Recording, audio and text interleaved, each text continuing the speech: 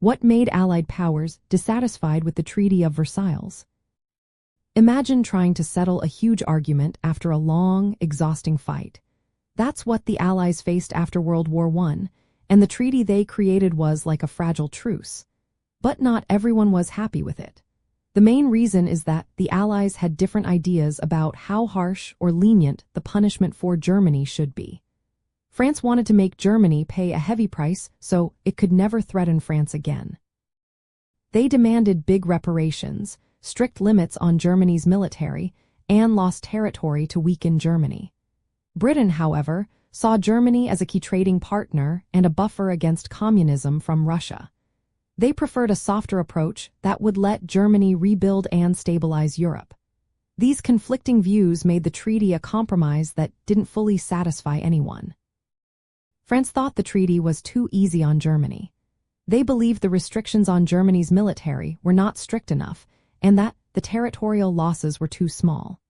France wanted Germany to be weakened so it could not start another war. But Britain and the United States felt the treaty was too harsh.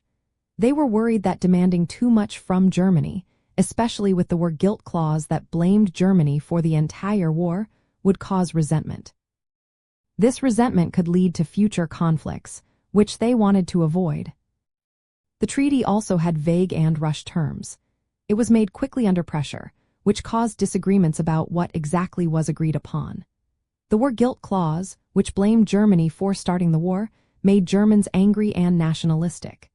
It also made Germany feel unfairly treated, fueling their desire for revenge.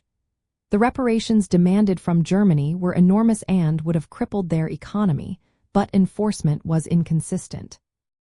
This created more dissatisfaction among the Allies about how to control Germany's recovery and ensure compliance. Disagreements over disarmament added to the tension.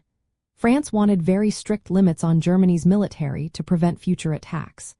Britain was more moderate, worried about maintaining a balance of power in Europe.